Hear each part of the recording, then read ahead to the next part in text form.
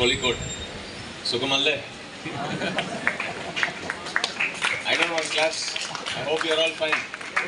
Yeah. And all the very best for the fantastic tournament that's going to happen.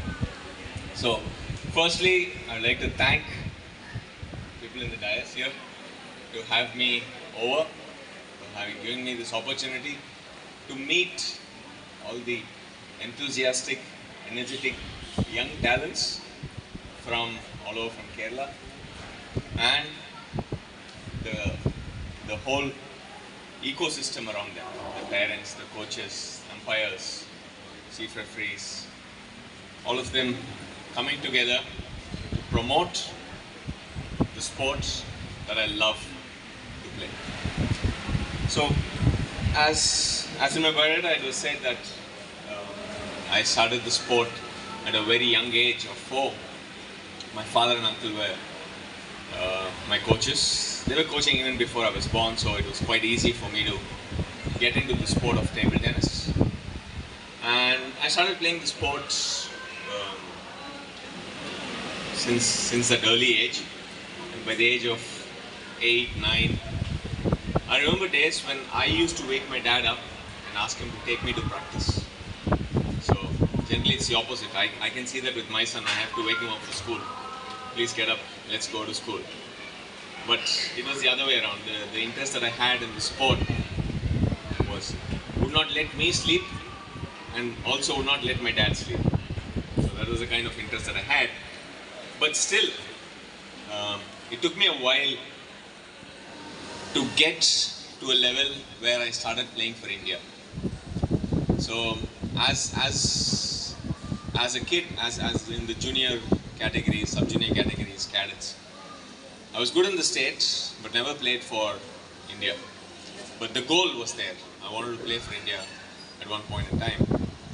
And I clearly remember in my 12th standard, it was my first year of men's, I prepared very hard the whole summer because school was over, 12th standard was over, so I wanted to, 11th standard was over, final exams were over, and I wanted to give my best try into table tennis. And I prepared for nearly 3 months for the season. And in the first state ranking that happened in June, I lost in the quarterfinals, having 4 match points to a player whom I generally don't lose to. It was quite disheartening. That whole afternoon until evening, I never spoke to anybody. At home, I was just by myself. And that evening, I went to the terrace. I just wanted to sit there alone. And in the evening, when my dad came home after the tournament, him finishing coaching the other kids in the events, he came to me. He came home, and my mom said, "I'm pretty disappointed since morning, so kindly have a word."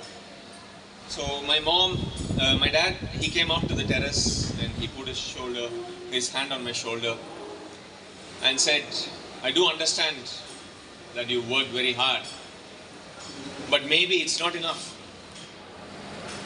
Let's do a little bit more," is what he said. So my initial reaction was like, I've done so much and I haven't had the results. Will I be able to do more?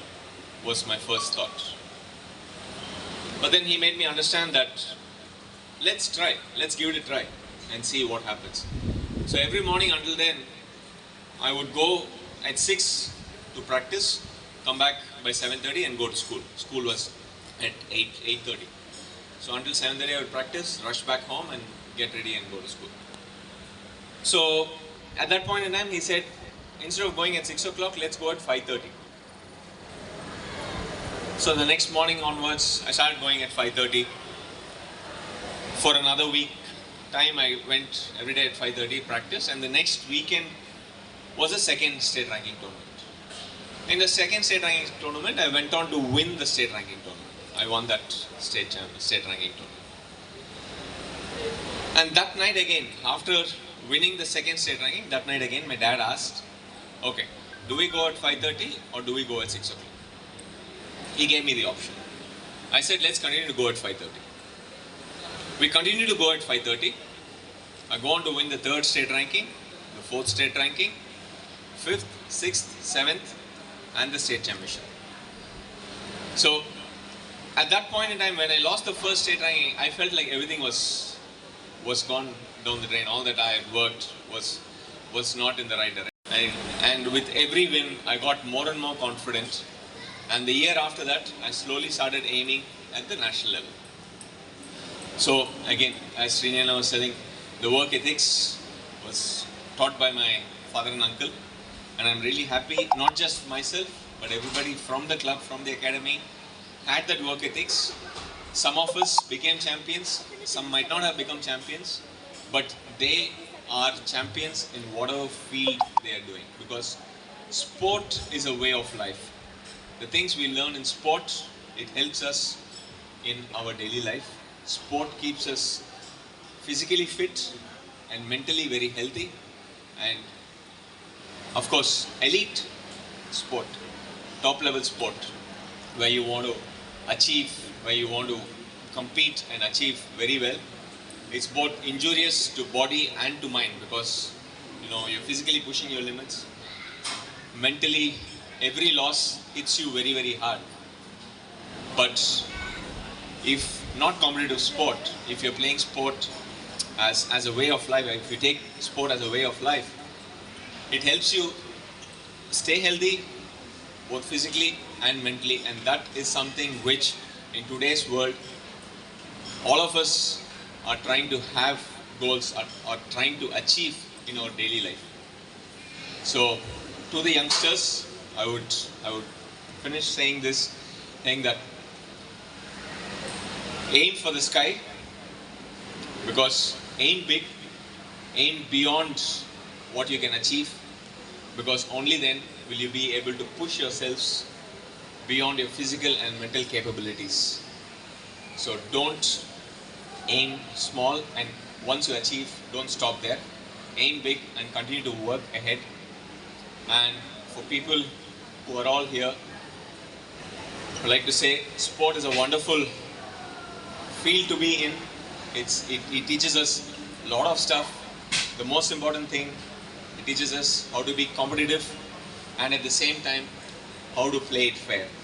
I think this is one field where both have an equal balance.